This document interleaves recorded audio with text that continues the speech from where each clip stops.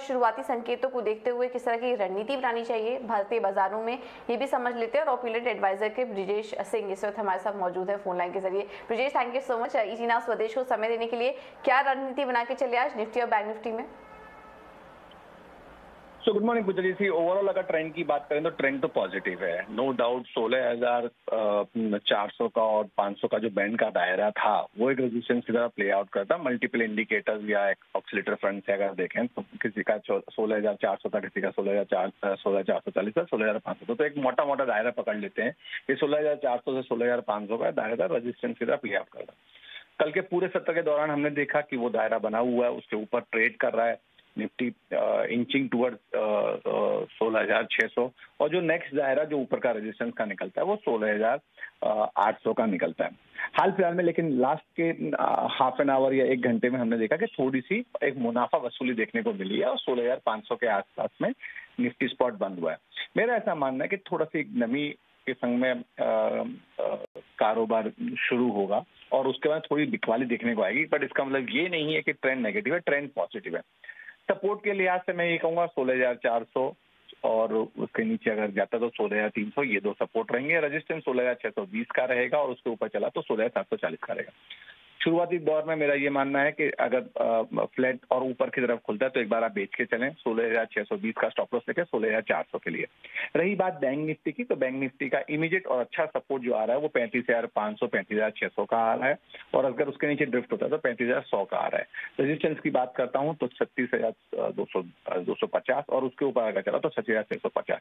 इसमें मेरी रणनीति ये है कि अगर कोई भी गिरावट आती है तो आप बाइंग करें 35,550 का स्टॉप लॉस लेके और ट्रेड करें 36,200 36,250 के लिए।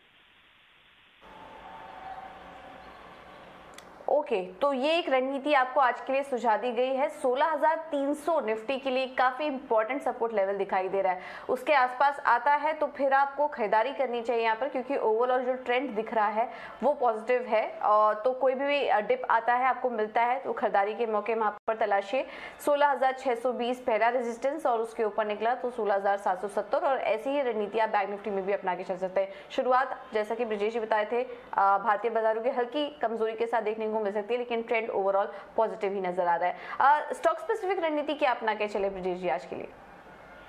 देखिए, आप नोटिस कीजिए कि ओवरऑल समूह जो है इस समय पॉजिटिव में है। 200 दिन का सिंपल मूविंग एवरेज के ऊपर बैंक निफ्टी भी चल गया है तो वो एक पॉजिटिव इंडिकेशन करेगा। मेटल्स में भी बाइंग देखने को मिली है, कुछ फार्मा स्टॉक्स में भी बाइंग देखने को मिली है, लेकिन इंडिविजुअल स्टॉक्स में कहीं बिकवाली देखने को मिली। तो मेरा पहला स्टॉक है बेचने के लिहाज से और जो पहला स्टॉक आ रहा है वो वोल्टास का आ रहा है। कल के सत्र में हमने देखा एक बेरिश एंगल्फिंग कैंडलस्टिक फॉर्मेशन हुआ है जो कि बिकवाली के संकेत दे रहा है।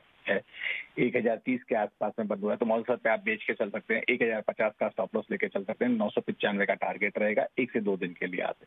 और जो दूसरी कॉल है वो आपकी आ रही है, जैसे मैंने कहा कि फार्मा स्टॉक है तो उसमें सिप्ला की आ रही है। सिप्ला का अगर आप देखेंगे चार्ट पे तो एक मॉर्निंग स्टार फॉर्मेशन हुआ है जो कि पॉजिटिव दिखाता है और मेरा ऐसा मत है कि इसमें और बुलिशनेस आपको देखने को मिलेगी। तो कल 981 के आसपास तो बंद हो तो मौजूद पे आप बाई कर सकते हैं। 968 का स्टॉप लॉस लेके 1,006 के लिए ट्रेड कर सकते हैं। टाइम फ्रेम दोनों ही कॉल के 1 से 2 दिन के रहेंगे। ओके, ठीक है, तो वोल्टास में बिकवाली करके चलिए, सिप्ला में खरीदारी करने की राय, ये राय ब्रिजेश की तरफ से आते हुए दिखाई दे रही। ये तो इक्विटी मार्केट का पूरा एक्शन हमने आपको बताया, लेकिन कमोडिटी मार्केट में आज किस तरह से ट्रेड करें एक बार ये भी समझ लेते हैं। और HDFC सिक्योरिटीज के तपन पटेल इस वक्त हमारे साथ मौजूद है। तपन, थैंक यू सो मच समय देने के लिए। सबसे पहले तो क्रूड पर राय दीजिए, वहां पर क्या करें आज? जी गुड मॉर्निंग। ये क्रूड ऑयल में देखें तो टग ऑफ वॉर चल रहा है यहाँ पे सप्लाई और डिमांड के बीच और प्राइसेस जो है वो रेंज बाउंड ट्रेडिंग में है। $98 और $102 ये रेंज जो है WTI में बनाए हुए है और उसी रेंज में प्राइसेस पिछले एक हफ्ते से ट्रेड हो रहे हैं क्योंकि कोई फ्रेश ट्रिगर नहीं है। रशिया यूक्रेन जो कॉन्फ्लिक्ट है वो चल रहा है, साथों साथ रिसेशन फियर्स और चाइना की कोल्ड वॉर जिसके कारण जो है डिमांड जो है वो प्रेशर में है, जिस कारण प्राइस भी जो है रेंज बाउंड है। लेकिन मुझे लग रहा है कि इसी रेंज में ट्रेड करना रहेगा। मुझे लग रहा है बारन डिप्स का व्यू रखना चाहिए।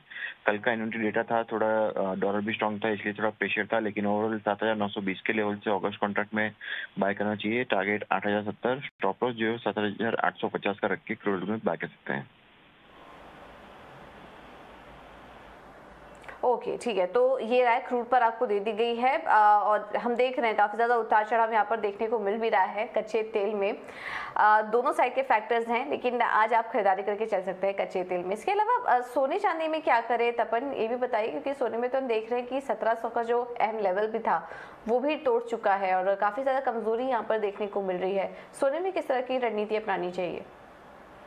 जी बिल्कुल, लास्ट वीक की जो टाइट रेंज थी वो ब्रेक हुई है। $1700 जो अब तक पकड़ के रखा था वो ब्रेक किया है प्राइजेस ने, और नेक्स्ट सपोर्ट जो है 1685 का है, तो वहां तक प्राइजेस जा सकते हैं।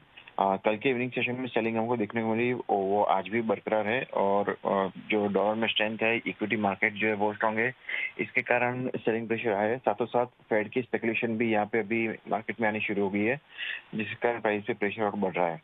तो मुझे लग रहा है गोल्ड में सेलिंग करके चलना चाहिए। 50,350 के लेवल से गोल्ड अगस्त कॉन्ट्रैक्ट सेल करना चाहिए, टारगेट 50,100, और अगर वो ब्रेक होता है तो 49,900 तक प्राइस जा सकते हैं। स्टॉप लॉस जो है 50,500 का रख के गोल्ड में चल सकते हैं। सिल्वर में भी बेस मेटल के कारण थोड़ा प्रेशर रहेगा, लेकिन सिल्वर अभी भी जो उसकी प्रीवियस रेंज थी, जो सेल ऑफ था, वो उसमें ही है। 54,500 का सपोर्ट है सिल्वर में, और ऊपर में 56,200 की रेजिस्टेंस है। ये रेंज में सिल्वर ट्रेड कर रही है, लेकिन ट्रेडिंग के लिए ऐसे गोल्ड में ट्रेड करना बेहतर रहेगा। ठीक है, तो ट्रेडिंग के लिहाज से गोल्ड में इस वक्त आपको रणनीति दे दी गई है, ट्रेड करना बेहतर रहेगा। बिकवाली करके चलिए, गिरावट आ सकती है और ज़्यादा, और 50,100 के लेवल्स यहाँ पर गोल्ड में देखने को मिल सकते हैं। बेस मेटल्स में कहाँ मौके दिखाई दे रहे हैं आपको? जी, बेस मेटल्स में कल का दिन जो था, शुरुआत में लग रहा था कि एक रिकवरी आ सकती है, बॉटम थोड़ा बना है, और खास करके कॉपर, जिंक, एल्यूमिनियम, ये तीन में रिकवरी दिख रही थी। कॉपर में अभी भी फंडामेंटल जो है वीक है, चाइना की तरफ से डिमांड अभी भी पीक नहीं हुई है। स्टिमुलस की जो एक्सपेक्टेशन है वो है मार्केट में, लेकिन ओवरऑल जब तक इकोनॉमिक एक्टिविटी ओपन नहीं होगी तब तक मुझे नहीं लग रहा कि मार्केट में रिबाउंड अच्छी तरह से आएगा।